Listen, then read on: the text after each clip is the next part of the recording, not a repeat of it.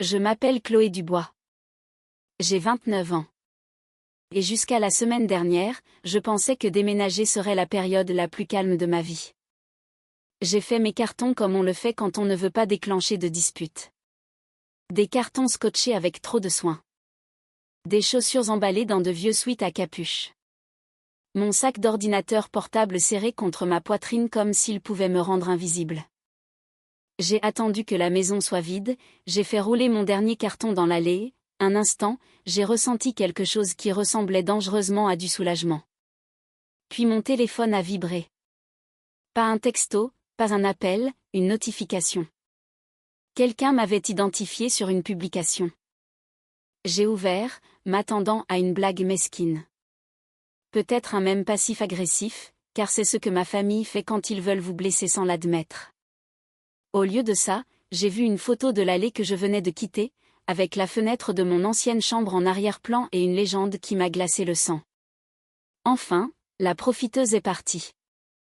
Au début, j'ai ri, parce que c'était si cruel que ça semblait irréel. Puis j'ai vu le nombre en dessous. 1234, j'aime. Les gens ne l'avaient pas seulement vu, ils l'avaient célébré, et les commentaires n'arrêtaient pas d'affluer, s'empilant comme des briques.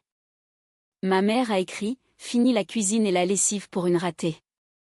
Mon père n'a pas tapé un seul mot, ce qui aurait presque été plus gentil, mais il a aimé un commentaire qui disait « Les chômeurs devraient apprendre à vivre seuls ». C'est cette partie qui a fait que ma main a cessé de trembler.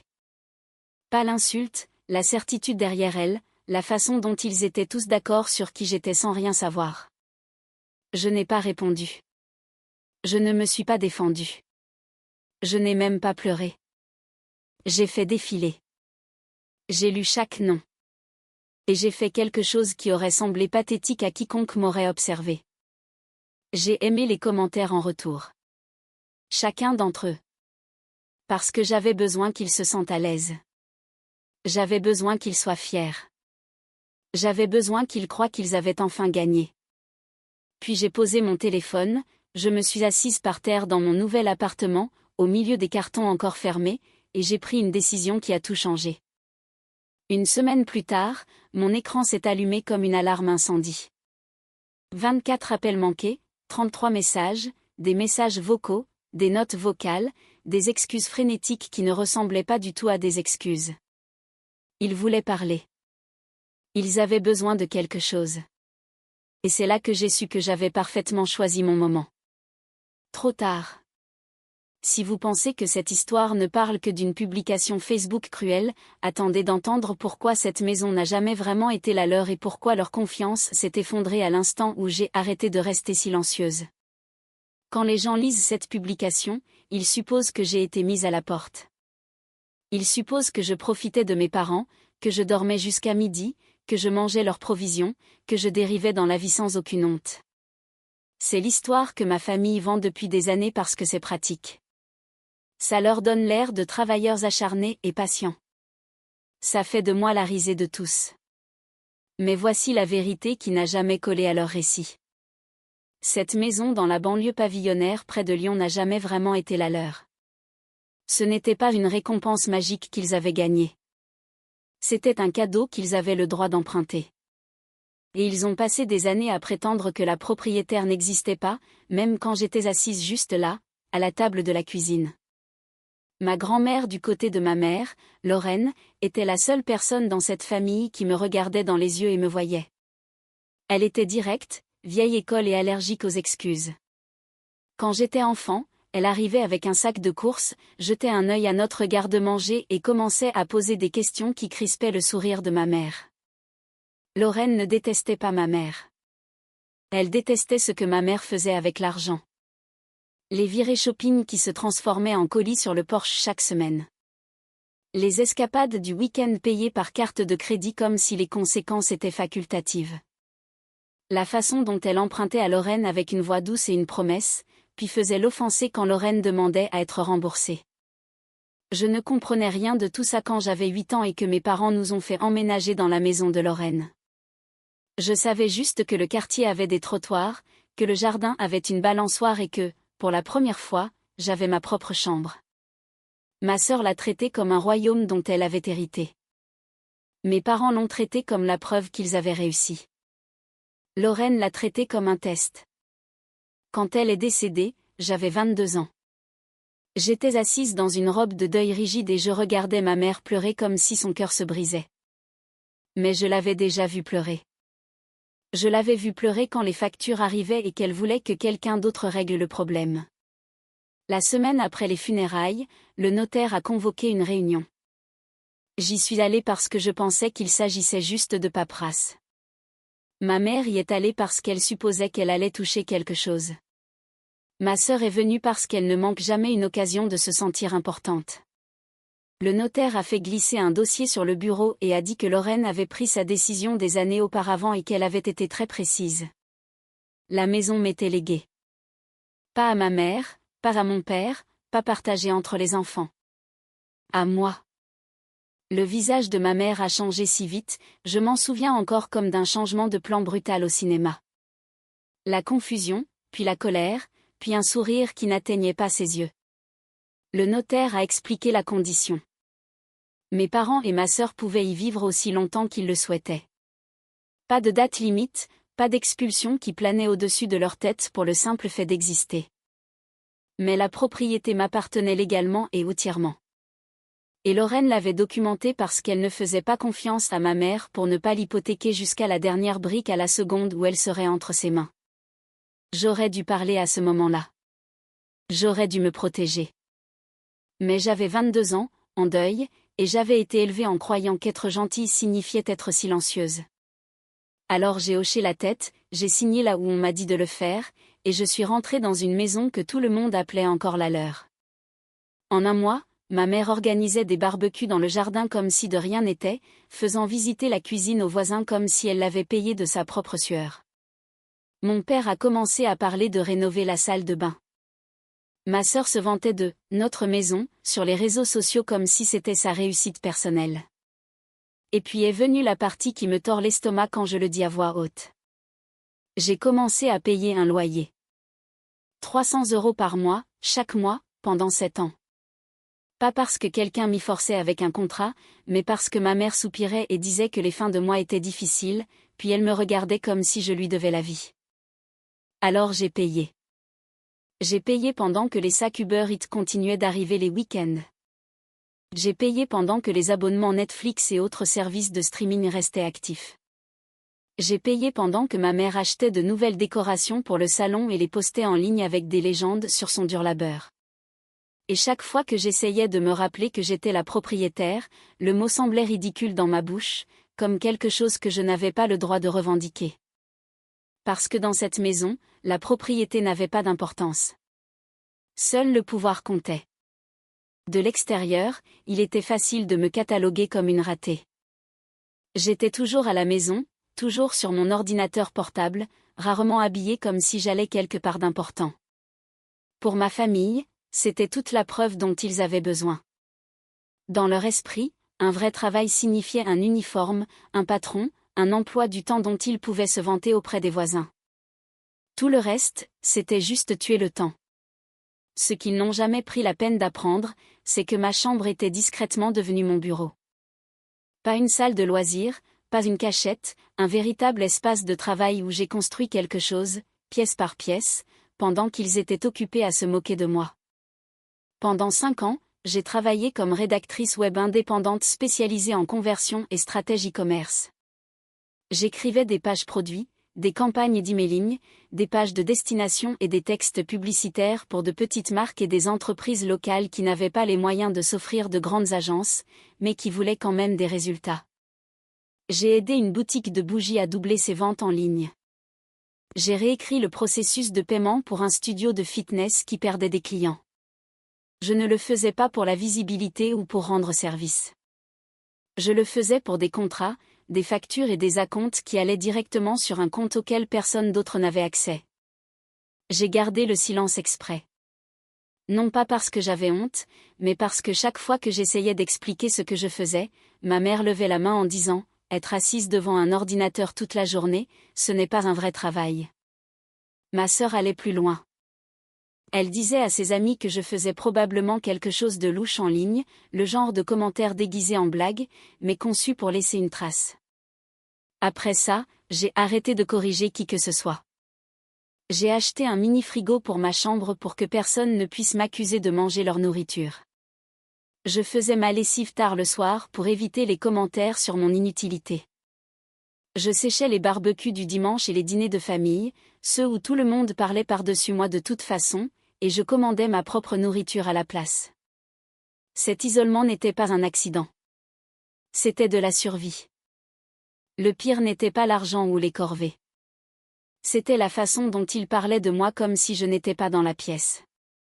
Comme si j'étais un problème à long terme qu'il tolérait patiemment. Quand mon petit ami de l'époque a découvert que je vivais encore chez mes parents à 28 ans, il a essayé d'être poli, mais la déception se lisait sur son visage. Il a dit qu'il ne pouvait pas envisager un avenir avec quelqu'un qui n'avait pas encore décollé. J'ai expliqué la situation avec la maison. J'ai essayé de lui dire que ce n'était pas ce que ça semblait être, mais il ne voulait pas toute l'histoire. Il voulait une explication simple qu'il pourrait répéter à ses amis. Alors, il est parti. Et ma famille a pris ça comme la preuve qu'ils avaient eu raison depuis le début. Ce qu'aucun d'eux n'a vu, c'est que pendant qu'ils étaient occupés à me juger, je planifiais. Discrètement, prudemment. Je n'étais pas coincé.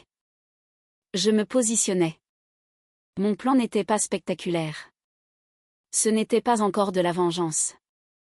C'était une évasion, avec des preuves à l'appui. Je me suis donné 18 mois parce que je ne voulais pas partir en panique et revenir en rampant. Je voulais un départ net. Pas de dette, pas de faveur, aucune raison pour que quiconque puisse dire que je ne pouvais pas y arriver. J'ai suivi chaque euro qui entrait. J'ai payé mes impôts. J'ai gardé les contrats organisés dans des dossiers. J'ai constitué une réserve de trésorerie assez grande pour survivre au mois creux, car le travail en freelance peut être imprévisible. Et la dernière chose dont j'avais besoin, c'était que ma famille me regarde échouer avec suffisance. Pendant que ma mère supposait que je perdais mon temps en ligne, je négociais des contrats de retenue et j'améliorais mes tarifs. Pendant que ma sœur levait les yeux au ciel en voyant mon ordinateur portable, je construisais une liste de clients qui se fichaient de ce que ma famille pensait. L'appartement que j'ai acheté n'était pas luxueux. C'était un petit 2 pièces, propre et à moi. Près de Lyon, il me donnait l'impression de respirer après avoir retenu mon souffle pendant des années. Je n'ai dit à personne quand j'ai commencé à chercher. Je n'ai pas demandé d'avis. Je n'ai même pas mentionné le mot « prêt immobilier ». Je l'ai acheté avec mes économies et un processus de vente simple. Et quand les clés ont touché ma paume, je me suis assise dans le salon vide et j'ai écouté le silence comme si c'était de la musique. Puis j'ai déménagé comme le font les gens qui ne veulent pas que leur famille les sabote. Un peu à la fois, une voiture pleine après l'autre, des livres dans un cabas, des manteaux d'hiver dans des sacs poubelles, des papiers importants cachés dans mon sac à dos.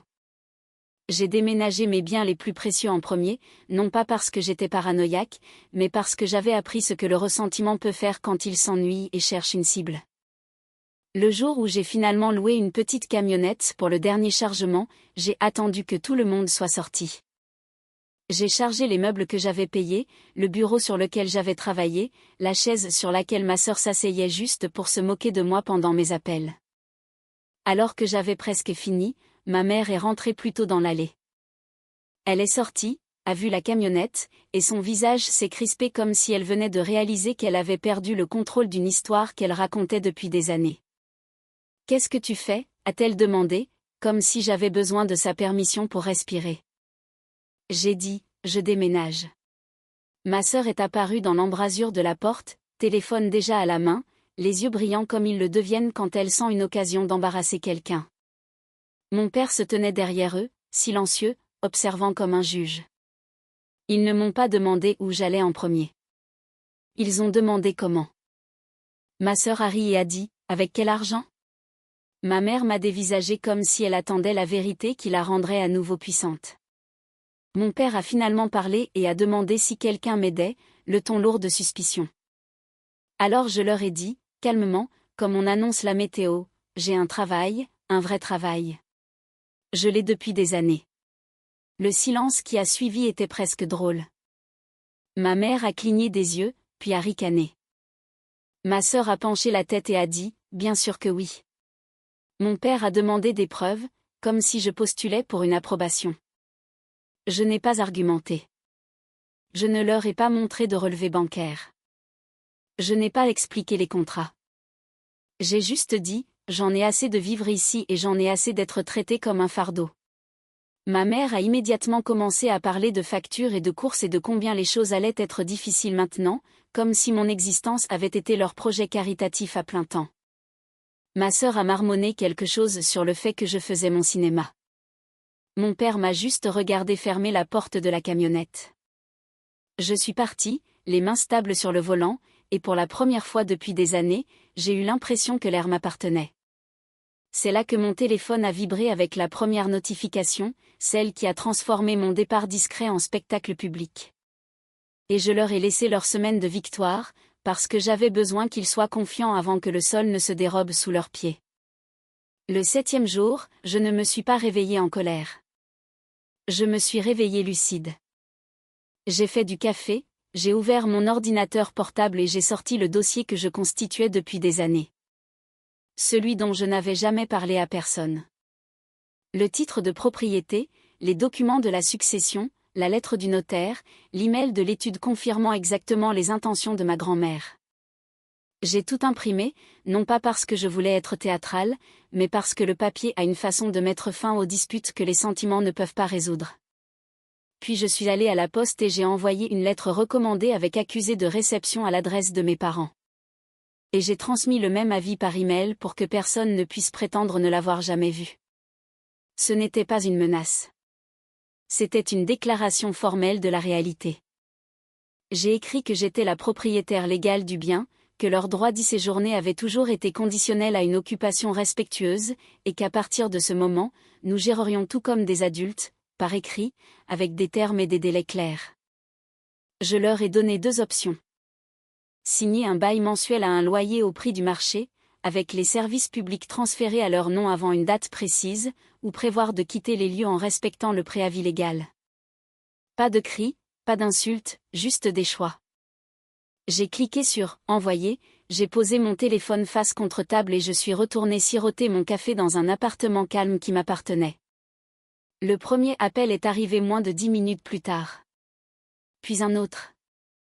Puis mon téléphone a commencé à s'allumer comme s'il était possédé. 24 appels manqués, 33 messages. Les textos de ma mère étaient un enchaînement d'émotions. Comment peux-tu nous faire ça? Essaies-tu de tuer ton père? Tu es manipulé par quelqu'un. La famille ne fait pas ça. Mon père a laissé 3 messages vocaux d'affilée, chacun plus froid que le précédent, comme s'il essayait de me faire peur pour que je rentre dans le rang. Il a exigé que je vienne immédiatement. Il a dit qu'il allait prendre un avocat. Il a dit que je ne comprenais pas ce que je faisais. Ma sœur n'avait pas l'air effrayée au début. Elle avait l'air offensée. Elle m'a envoyé un message comme si je l'avais embarrassée, pas comme si elle avait essayé de m'humilier devant un millier de personnes. Ok, tu as fait passer ton message. Tu peux arrêter maintenant? Tu en fais des tonnes. Quand je n'ai pas répondu, son ton a changé. Elle a envoyé des notes vocales avec ce faux rire qui apparaît toujours quand elle perd le contrôle. C'était juste une blague, Chloé. Tout le monde plaisante. Pourquoi tu es comme ça? Puis ma tante s'en est mêlée, bien sûr. J'ai reçu un long message sur la gratitude et le respect et sur le fait que ma grand-mère aurait honte de moi, ce qui était presque drôle étant donné que ma grand-mère est la raison pour laquelle j'avais le moindre pouvoir. J'ai écouté chaque message vocal une fois. J'ai lu chaque message une fois. Puis j'ai finalement répondu par une seule phrase. J'ai joint une capture d'écran. C'était la publication Facebook. Leurs mots, leur nom, leur « j'aime », leur rire. J'ai écrit « Vous m'avez traité de profiteuse en public. Maintenant, vous pouvez être indépendant en privé. » Ma mère a appelé immédiatement, sanglotant si fort que je pouvais l'entendre lutter pour respirer. Mais même à travers les larmes, elle a essayé de ramener la conversation au contrôle. Elle a dit « Tu sais, je ne le pensais pas comme ça. » Elle a dit « Tu sais, ta sœur est excessive. Elle a dit, les gens vont parler. Elle a dit, comment suis-je censée tout payer? Et c'est là que j'ai réalisé quelque chose qui a rendu ma décision encore plus facile. Ils n'appelaient pas parce que je leur manquais. Ils appelaient parce que le filet de sécurité sur lequel ils rebondissaient depuis si longtemps venait enfin d'apprendre à se tenir debout. Je lui ai dit calmement, je vous ai donné des options. Choisissez en une. Puis j'ai mis fin à l'appel. Et pour la première fois, leur silence ne ressemblait pas à une punition. Il ressemblait à la paix. Quelques jours après l'envoi de l'avis, j'ai envoyé le bail. Pas un mot manuscrit, pas un ultimatum mesquin. Un vrai contrat de location mensuel, rédigé à partir d'un modèle standard, avec quelques ajouts clairs. Le genre de contrat que les propriétaires utilisent quand ils veulent que tout soit limpide et exécutoire. Le loyer était de 1 800 € par mois, ce qui n'était pas cruel de ma part. C'était honnête quant au coût d'une maison de 3 chambres dans une bonne banlieue de Lyon. J'ai inclus une simple exigence qui comptait plus que le chiffre, tous les services publics devaient être transférés à leur nom avant la date limite. L'électricité avec EDF, le gaz avec Engie, Internet avec Orange. J'étais celle qui figurait sur ces comptes depuis des années parce que c'était plus facile, parce que j'étais toujours celle qui réglait discrètement les problèmes, parce que ma mère disait qu'elle s'en occuperait puis oubliait jusqu'à ce que les plombs soient sur le point de sauter. Je n'allais plus faire ça. Je n'ai pas caché la date. Je ne les ai pas pris par surprise. Je l'ai écrit en gras et je l'ai envoyé par email et par courrier recommandé. Encore une fois. Vous avez 10 jours pour signer ou pour fournir un avis écrit de votre plan de déménagement. La réponse que j'ai reçue n'était pas une négociation. C'était une insulte déguisée en discussion familiale. Mon père m'a envoyé un texto comme s'il avait encore l'autorité. C'est ridicule. Nous n'allons pas payer un loyer à notre propre fille. Ma mère a envoyé des paragraphes sur le fait que j'étais avide et ingrate, que je les punissais pour une blague. Ma sœur a essayé un angle différent, celui qu'elle utilise toujours quand elle veut renverser la situation. Elle m'a dit que je lui donnais une mauvaise image, que des gens lui envoyaient des messages, posaient des questions, que je devais arrêter d'être dramatique. Puis elle a offert 400 €, comme si elle me faisait une faveur. 400 €, comme si j'étais la locataire qui suppliait de rester. C'est là que j'ai réalisé qu'il ne refusait pas seulement de me respecter. Il croyait honnêtement que j'allais céder, parce que j'avais toujours cédé. Alors, je me suis assuré que la prochaine étape ne dépendrait pas de leur confiance en moi. J'ai publié une seule fois. Pas de diatribe, pas d'insulte, pas de menace. Juste une courte déclaration disant que j'avais déménagé et que je voulais clarifier quelque chose parce qu'une publication publique avait dépeint une fausse image. J'ai inclus une photo du titre de propriété avec mes informations personnelles masquées et le cachet du cadastre visible, ainsi qu'une capture d'écran de la publication Facebook où j'avais été traitée de profiteuse.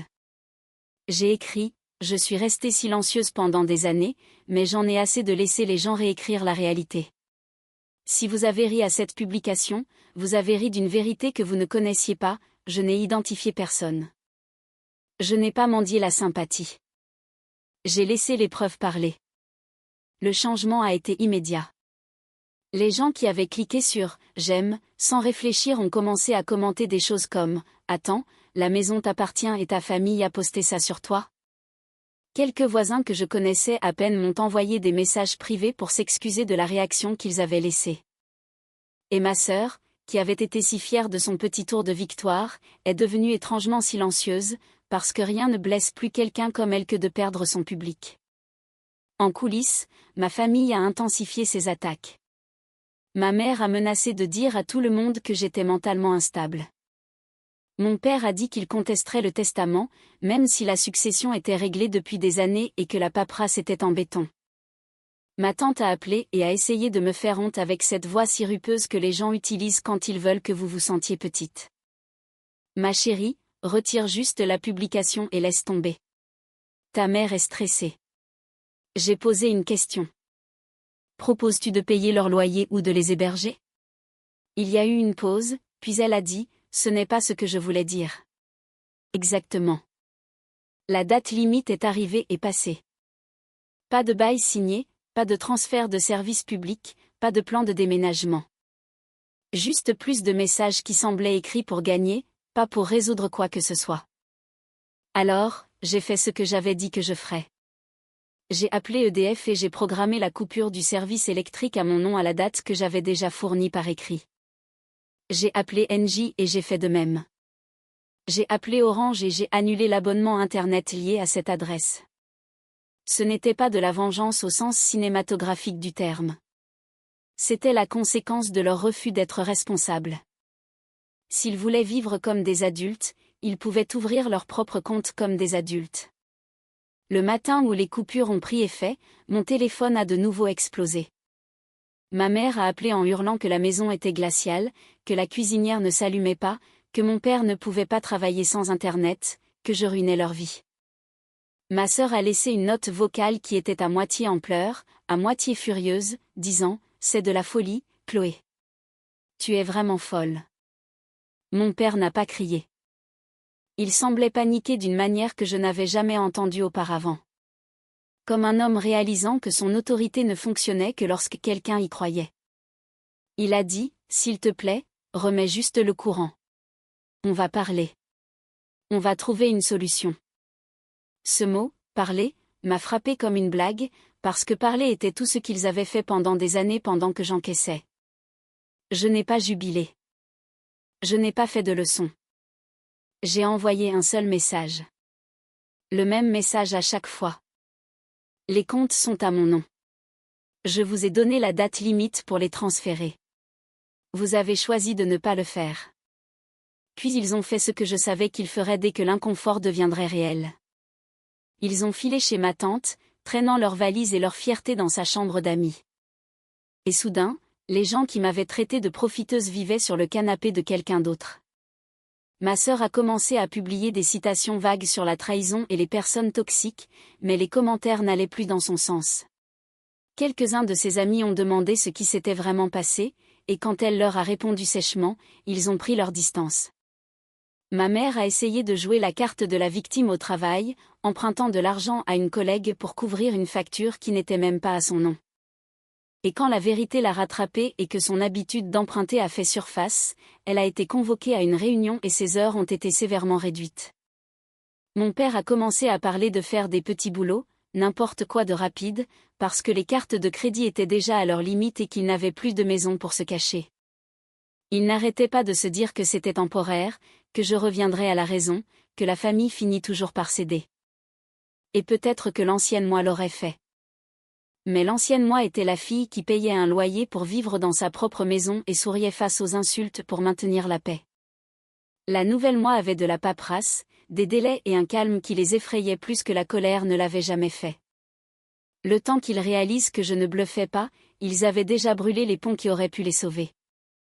Mon père n'arrêtait pas de parler d'avocat, de contester le testament, de la façon dont un juge ne laisserait jamais une fille faire ça à ses propres parents. Il le disait comme si le système judiciaire fonctionnait sur la honte et la tradition. Mais le monde réel se fiche de savoir qui se sent légitime. Il se soucie de la paperasse, des délais et de savoir si vous avez suivi la procédure. Je l'avais fait. Chaque étape était nette. Chaque notification était documentée. Chaque conversation importante était par écrit. Lorsque j'ai engagé la procédure d'expulsion, je ne l'ai pas fait avec colère. Je l'ai fait comme on déclare ses impôts ou on signe un contrat. Parce qu'à ce stade, ce n'était plus une dispute de famille. C'était l'application d'une limite. Ils avaient rendu impossible pour moi de croire en quelque chose de plus doux. Le jour de l'audience, ils se sont présentés habillés comme s'ils allaient à une kermesse, comme si les apparences pouvaient effacer des années de manque de respect. Ma mère avait cette expression tendue et étudiée qu'elle utilise quand elle veut la sympathie des étrangers. Ma sœur est entrée comme si elle avait encore un public quelque part, le menton levé, le téléphone à la main, les yeux balayant la salle comme si elle voulait trouver quelqu'un qui la regardait. Mon père a essayé de se tenir un peu trop près de moi, comme il le faisait quand j'étais plus jeune, comme si sa seule présence suffisait à contrôler l'issue. Lorsque nous avons été appelés, le juge n'a pas demandé comment nous nous sentions. Le juge a demandé des documents. C'est à ce moment-là que la confiance de ma famille a commencé à se fissurer. La voix de mon père est devenue plus forte, puis plus douce, puis finalement tremblante. Ma mère a essayé de pleurer. Ma sœur a essayé de parler par-dessus moi. Je n'ai pas élevé la voix une seule fois. J'ai fourni les accusés de réception des lettres recommandées, l'avis, l'offre de bail qu'ils avaient refusé de signer, la date limite de transfert des services publics et les captures d'écran des publications qui prouvaient pourquoi nous ne faisions plus cela de manière informelle. Le juge n'a pas réagi émotionnellement, mais j'ai pu voir le changement d'attention lorsque la chronologie est devenue claire. On leur avait donné des options. Ils les avaient ignorées. L'ordonnance a été rendue. Ce n'était pas spectaculaire. C'était procédural. Mais pour eux, c'était comme si le sol bougeait sous leurs pieds. À l'extérieur du tribunal, ma mère m'a attrapé le bras comme si elle avait le droit de me toucher. Ses ongles se sont plantés dans ma manche, et sa voix est devenue basse et urgente, comme si elle essayait de refaire de cela une conversation de culpabilité privée. Elle a dit, « Tu vas vraiment faire ça. Tu vas nous ruiner. » Ma sœur a sifflé que j'étais diabolique. Mon père est intervenu et m'a dit d'être raisonnable, comme si c'était moi qui avais posté que j'étais une profiteuse devant un millier de personnes. J'ai regardé la main de ma mère sur mon bras et je l'ai doucement retirée, non pas avec colère, juste avec finalité. J'ai dit, je vous ai offert un bail. Je vous ai offert du temps. Vous avez choisi la fierté. Puis je suis partie. Le plus étrange, c'était le calme que je ressentais. Je m'attendais à me sentir triomphante ou dévastée. Au lieu de cela, je me sentais stable, comme une personne qui a enfin cessé de porter un poids dont elle ne réalisait pas qu'il l'écrasait. Le jour où ils ont dû partir, ce n'était pas une scène dramatique où je me tenais dans l'allée et regardais avec un sourire. Ce genre de victoire ne m'intéressait pas. Je suis restée dans ma propre vie. Mais je suis passée brièvement, en suivant les instructions de mon avocat, car je devais m'assurer que la propriété était gérée correctement et que rien ne se transformait en vandalisme. Mon père évitait mon regard. Ma mère se déplaçait dans la maison comme si elle voulait punir les murs en partant, claquant les tiroirs, marmonnant, agissant comme si chaque objet lui appartenait simplement parce qu'elle l'avait touché. Ma sœur n'arrêtait pas de jeter un œil à son téléphone, publiant des citations vagues sur la trahison et les personnes toxiques, essayant toujours de façonner le récit, même avec ses valises empilées près de la porte. À un moment donné, elle a dit assez fort pour que je l'entende que les gens allaient découvrir quel genre de personne je suis vraiment. J'ai failli rire, parce que la seule raison pour laquelle quelqu'un a découvert quoi que ce soit, c'est parce qu'elle avait d'abord exposé mon humiliation. Elle a créé la scène. J'ai juste refusé de continuer à jouer le rôle qu'elle m'avait assigné. Quand ils sont enfin partis, la maison avait la même apparence depuis la rue. Mais elle semblait différente, comme si l'air à l'intérieur avait changé. J'ai traversé les pièces vides et j'ai remarqué à quel point mon enfance avait été façonnée par le fait de marcher sur des œufs. J'ai remarqué les endroits où ma mère avait accroché des décorations pour avoir l'air d'une famille parfaite, alors que l'intérieur était pourri. J'ai remarqué la cuisine où elle se plaignait de cuisiner pour moi tout en se commandant des livraisons. J'ai remarqué le salon où ma sœur était assise, riant des commentaires comme si je n'étais pas une personne, juste une blague. Je n'ai pas pleuré. J'ai pris des photos pour la documentation, j'ai verrouillé les portes et je suis partie. Cette maison avait été une cage pendant trop longtemps, même quand je la possédais techniquement. Je n'allais pas y rester attachée juste parce que c'était familier. La chute de ma famille n'a pas été instantanée comme dans un film, mais elle a été satisfaisante d'une manière plus discrète, parce qu'elle était réelle. Quand on passe des années à vivre du silence de quelqu'un d'autre, on oublie à quel point la vie est chère quand la facture arrive enfin. Ils ont emménagé dans un petit appartement en périphérie de la ville, le genre dont ma sœur se moquait quand elle voyait les gens le poster en ligne. Pas de jardin, pas de pièce en plus, pas d'espace pour que ma mère organise ses petits barbecues et prétende qu'elle était la reine du quartier. Mon père a commencé à conduire pour Uber et à faire des livraisons, parce que la fierté qu'il portait comme une armure ne payait pas le loyer. Ma mère a pris un emploi à temps partiel dans une grande surface et a raconté à qui voulait l'entendre que sa fille l'avait abandonnée, en omettant soigneusement la partie où elle m'avait traité de ratée en public et s'attendait à ce que je continue à financer son style de vie. Ma sœur a essayé de garder son image sur les réseaux sociaux intacte, mais ça n'avait plus le même effet quand l'arrière-plan est passé d'une belle maison de banlieue à un salon exigu avec des meubles d'occasion. Les gens ont remarqué. Certains ont posé des questions. Et pour une fois, elle ne pouvait pas contrôler ce qu'ils croyaient. La partie la plus satisfaisante n'était pas de les voir lutter. C'était de voir le monde cesser de récompenser leur cruauté. Les mêmes amis qui avaient ri de cette publication ont commencé à prendre leur distance. Non pas parce qu'ils sont soudainement devenus des saints, mais parce que personne ne veut être associé à quelqu'un qui humilie sa propre sœur pour des « j'aime » et se fait ensuite démasquer par des preuves. Ma sœur publiait une citation dramatique sur la loyauté, et les commentaires étaient silencieux. Ma mère faisait une publication vague sur les enfants ingrats, et un voisin répondait avec une question polie sur ce qui s'était réellement passé. Ma tante a essayé de maintenir la machine à pression familiale en marche, mais ça s'est retourné contre elle. Elle appelait pour me faire la morale sur le pardon. Et je posais une question calme. Est-ce que tu paies leur loyer? Est-ce que tu les laisses emménager à long terme?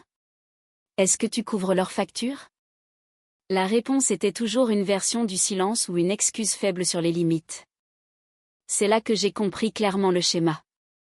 Les personnes qui exigent que vous sacrifiez le plus sont toujours celles qui se portent volontaires le moins.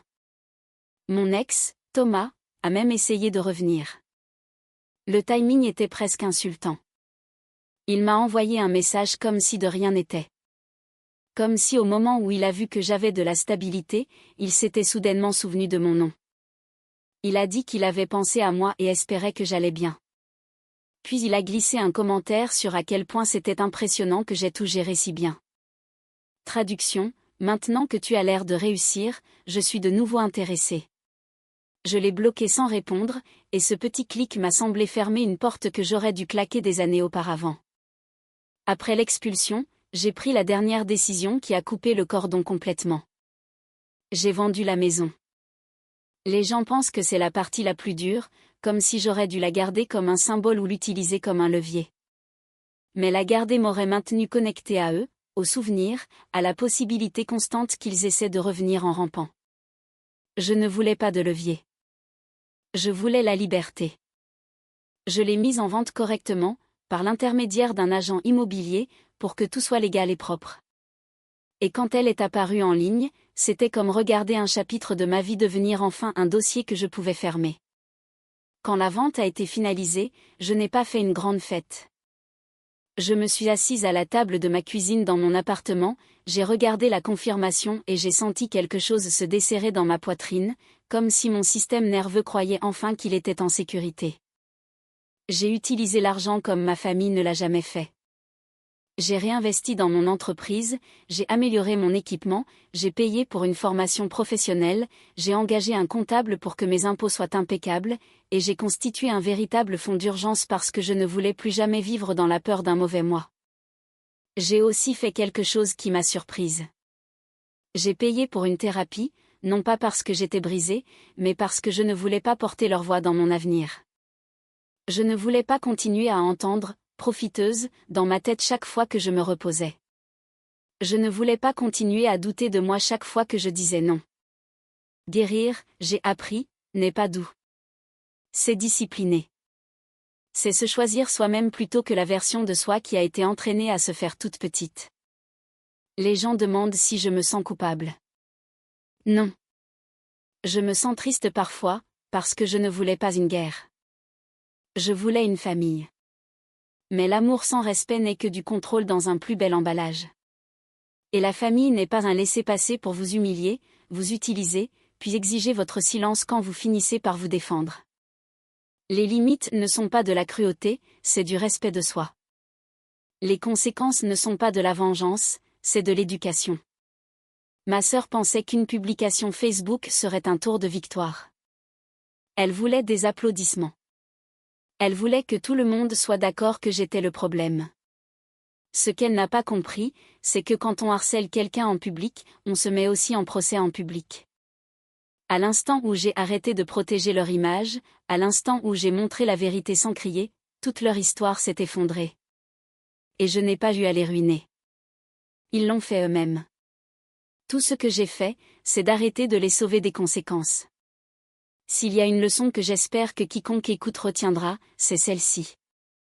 Ne confondez pas la gentillesse avec la permission. Ne confondez pas le silence avec la faiblesse.